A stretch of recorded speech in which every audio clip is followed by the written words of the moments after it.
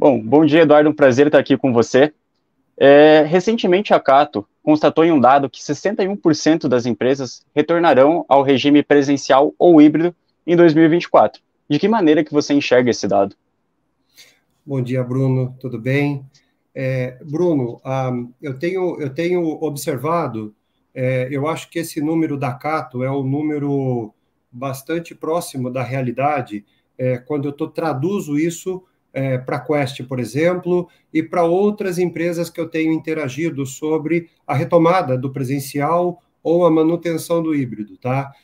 Um ponto que eu acho bacana de compartilhar é que no segmento de tecnologia e ainda falando com os clientes, né, dos principais setores da indústria, os bancos, as telcos e varejo e tantos outros, eu vejo uma retomada em curso, né, alguns numa velocidade maior, outros menor, porém, sim, todos estão considerando a retomada da operação presencial. O que eu imagino que a pandemia trouxe como algo positivo para o modelo de trabalho, né, é que o 100% presencial ele só será uma realidade quando a gente fala de setores que demandam isso, como, por exemplo, indústria, que você tem o operador de uma máquina que ele não consegue operar essa máquina, produzir uma peça da casa dele, né, do escritório dele ou do quarto da casa dele. Então, quando a gente fala de setores da indústria, onde a tecnologia é o centro, aí sim, você tem uma facilidade melhor. Um exemplo claro disso, e clássico, são os call centers, as operações de contact center. Elas acabaram reduzindo os seus ativos com a pandemia, deslocando o trabalho e os atendentes para suas casas e equipando esses atendentes com tecnologia. É claro que aí nós vamos encontrar outros desafios, né? Que é como que você garante a segurança em relação ao seu negócio, ao seu sistema, através desses acessos remotos, que você sai da sua infraestrutura corporativa e acaba entregando isso para a infraestrutura de provedores que estão ali nas casas dos funcionários. Então, eu vou falar um pouco, finalizando a pergunta, da Quest. Tá? A Quest hoje, ela está no modelo híbrido, obviamente ela ficou aí 2, 3 anos, né, quase 3 anos durante a pandemia, no modelo 100% remoto, mas o híbrido já é uma realidade. Não existe hoje uma obrigatoriedade dos funcionários estarem 2, 3, 4 ou 5 dias, né, no escritório, mas conforme a demanda. E é curioso, porque eu observo que alguns departamentos dentro das empresas, eles acabam se organizando entre si. Né? Então, muitas vezes o financeiro escolhe 2 dias da semana e todo o departamento financeiro vai nesses 2 dias, o jurídico em outros dias, eles acabam se escalando, tá? Então, eu acho isso ótimo, eu acho que traz produtividade o modelo híbrido, eu sinto que você virar a chave, porque quando a pandemia ela se tornou presente nas nossas vidas, houve uma virada abrupta do modelo, né? Todo mundo saiu e foi para casa. Saiu dos escritórios, saiu das fábricas, saiu das suas operações e ficou 100% dentro de casa. O inverso, eu acho que ele não vai ser tão simples e não está sendo, né? Até porque as pessoas, elas se adaptaram a esse modelo. Elas adaptaram o seu dia a dia, a sua dinâmica com seus filhos, com seus afazeres domésticos, inclusive. Então, eu entendo que o híbrido veio para ficar, e acho que talvez esse número ele vá ficar ali em torno de 50% a 70%, é a minha visão, que dá a média que a Cato acabou levantando na sua pesquisa. Você consideraria que o Anywhere Office falhou? De certa forma, sim, mas temos que entender que o Anywhere Office ele dá a liberdade de pessoas trabalharem não só das suas casas, mas de qualquer lugar, né? Eu mesmo, durante a pandemia, eu tive casos reais de pessoas que eram, por exemplo, desenvolvedores de sistemas. Eles trabalham logados, conectados o tempo todo, construindo software e código. E eles falaram, não, agora eu vou passar uma temporada, eu estou falando de brasileiros, né, em Londres. Eu vou ficar 2 meses trabalhando de Londres, que não vai mudar a minha vida, onde eu estiver. Porém, eu observo, agora trazendo um pouco para a nossa realidade, né, 2024, começo de 2024, que muitas funções, mesmo essas que permitam esse trabalho 100% remoto, já estão sendo requeridas algumas interações presenciais. E aí você estar em Londres, né, você acaba impossibilitando essas pequenas interações. Hoje, as operações voltam com muito foco em resultado, com muito foco no pós-pandemia, que é o que nós estamos vivendo. Eu acho até que já está ficando obsoleto o termo pós-pandemia, mas nós estamos no pós-pandemia. Então, como é que a gente se readapta ou readequa as nossas operações, os nossos modelos, às necessidades de interação com o cliente, de interação entre as equipes, né? Como eu comentei anteriormente, o híbrido ele veio para ficar. Até mesmo nas empresas mais conservadoras, o híbrido é uma realidade e não vai mudar. Porém, o Anywhere, ele talvez não tenha falhado, mas ele está num processo de remodelagem. Aquele modelo, eu não sei se existe algum dado recente de alguma pesquisa em relação a isso, mas eu entendo que uma boa parcela dessas equipes ou desses indivíduos que estavam trabalhando extremamente remotos, né? Ou seja, o exemplo que eu dei, você não está saindo de São Paulo e indo para o interior de São Paulo, você não está saindo de Curitiba e indo para o interior de Curitiba trabalhar, você está cruzando o oceano, né? Porque era possível fazer isso. Eu acho que está um pouco mais restrito por conta dessas interações físicas, presenciais, que estão sendo requeridas para uma readequação do modelo dos negócios das empresas hoje, tá? Quais desafios que você acredita que mais afetaram esse amplo sucesso do home office, justamente, né? O que impediu que ele pudesse dar certo em todas as empresas e esse dado de 61% não ocorresse esse ano, né? Eu creio, e eu não tenho aqui nenhum dado estatístico, mas um dos principais fatores foi a gestão disso. Quando eu falo gestão, eu não falo única e exclusivamente em você gerenciar se as suas equipes ou os seus funcionários estão trabalhando como estavam no escritório, porque no escritório você tinha um controle visual, né? E quando isso fica remoto, não, ele acaba sendo virtual. Então, você tem o desafio de gestão, né, o desafio de conseguir manter ou até aumentar a produtividade. E aqui, Bruno, eu abro um parênteses. Eu entendo que, eu vou me usar como exemplo, tá? Eu fui muito mais produtivo no modelo home office do que no modelo 100% físico, escritório, porque eu tinha menos interrupções, eu não tinha deslocamento, e eu moro em São Paulo, muitas vezes eu levava 30 minutos ou uma hora para ir e voltar da minha casa para o escritório. E no mundo virtual, nas salas virtuais, você acaba uma reunião, você aperta a outra sala e já começa a outra reunião, né?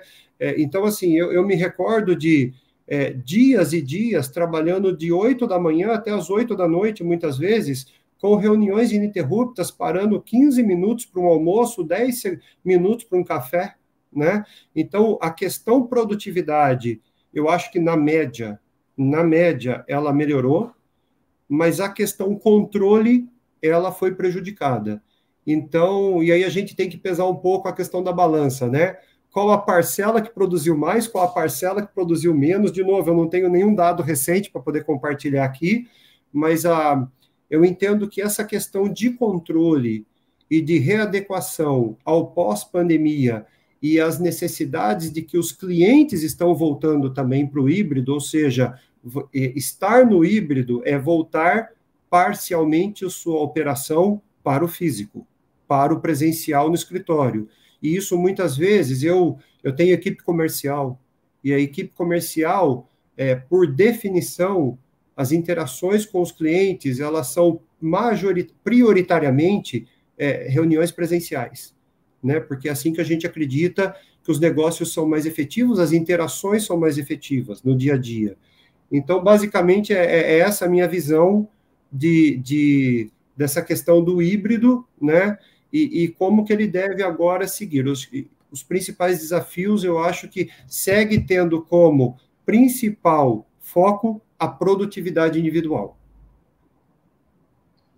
Perfeito. Esse retorno ao trabalho híbrido, presencial, gera uma certa dificuldade de gestão, porque nos últimos 2, 3 anos tivemos um trabalho home office, com novos desafios de gestão, e agora passamos a um novo regime de trabalho dentro das empresas, e virão novos desafios. Quais você acha que são esses desafios? Acho que o principal desafio hoje do modelo híbrido, do ponto de vista de gestão, é você encontrar o equilíbrio dos interesses e do balanceamento da vida pessoal e da vida profissional dos seus colaboradores, né? Então, entendendo que essa mudança abrupta do físico para o virtual fez com que a nossa dinâmica, o nosso dia a dia fosse readaptado, até porque muitas pessoas que tinham ajudantes em casa enquanto ele estava no trabalho físico antes da pandemia, né? Tinha pessoas ajudando com a sua casa, com os seus filhos, enfim. Com a pandemia, essas pessoas também não foram trabalhar, e você teve que fazer os dois, né? Entregar o seu trabalho e ainda cuidar da sua casa e dos seus filhos. Eu acho que hoje, Bruno, encontrar esse ponto de equilíbrio, como um gestor de pessoas, eu me preocupo muito com isso, né? Então, eu tomo bastante cuidado em entender quando as pessoas precisam estar no escritório, como que elas vão adequar o seu lado pessoal para isso, mas garantindo que no final do dia o que conta de verdade é que ele possa balancear a agenda profissional com a vida pessoal daquilo que foi readaptado com a pandemia, tá? Quando a gente fala de gestão, e a pergunta foi nessa direção, eu acho que esse é o grande desafio hoje, tá? Como é que você faz com que um funcionário seu, que durante a pandemia, ele mudou a sua residência, porque ele decidiu fazer isso, de uma cidade A para uma cidade B, e agora no pós-pandemia, desculpe, ele não retornou para a cidade de origem, como é que a gente faz o balanceamento disso, tá? Porque a base dele segue sendo a base anterior, né? Você sempre parte de uma base física de trabalho. Então, como é que você encontra esse equilíbrio? Esse é o grande desafio, mas eu acho que com muita conversa, com muita transparência, esse equilíbrio ele é factível de ter êxito. Perfeito. Quais tecnologias e inovações você acredita que vão tendenciar a gestão durante esse ano? Você diz a gestão do trabalho. Isso, perfeitamente. Eu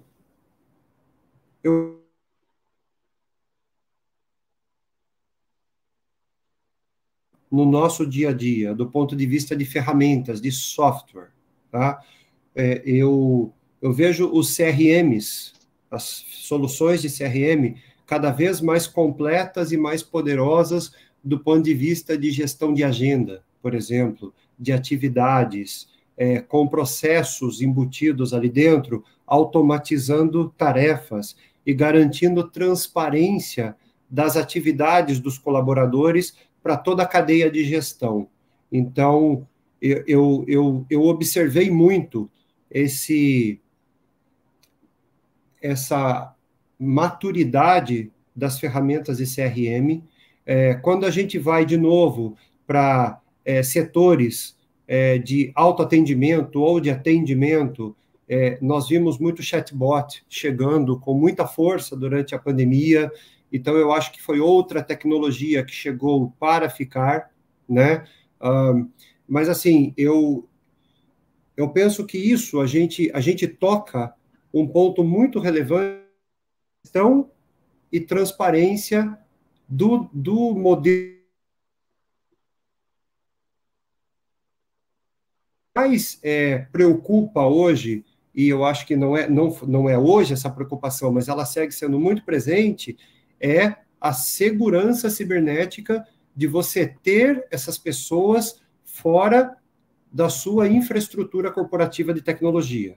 Então, assim, extrapolando as barreiras do firewall, tá? E isso trouxe, e ainda traz uma lacuna de cibersegurança que tem que ser observada. E não é só porque os seus funcionários estão fora do seu firewall, é porque, por exemplo, você tem fornecedores, imagine uma empresa que tem uma cadeia de fornecedores ao entorno, esses fornecedores também estão com os seus funcionários fora do firewall deles, tá? Então, para mim, este é o ponto de grande atenção hoje, uma vez que as ferramentas de trabalho, de gestão de tarefas, de colaboração, né? As ferramentas de colaboração, de salas virtuais também, elas amadureceram muito, tá? Porém, eu sigo vendo a questão de segurança cibernética com muitas lacunas e que devem ter uma atenção muito grande, né? Nós, na Quest, fornecemos soluções para isso e faz parte do nosso dia a dia. E a todo dia temos interações com o mercado e com os clientes que ainda buscam tecnologia para terem a segurança, a resiliência cibernética que o seu negócio precisa. Esse é um termo que está muito vigente hoje, né, nas corporações, que é a resiliência cibernética. Além da segurança, é a resiliência. Esse é um ponto de muita atenção hoje para quem está se adaptando ainda ao modelo híbrido, tanto do ponto de vista dos seus colaboradores, como do ponto de vista de sistemas para que isso funcione em harmonia. Perfeito, Eduardo. Queria agradecer o conteúdo que você compartilhou com a gente aqui hoje, a sua participação na nossa entrevista, e espero te ver em artigos, entrevistas e eventos da T-Insight. Muito obrigado. Eu que agradeço, foi um prazer, Bruno. Um abraço.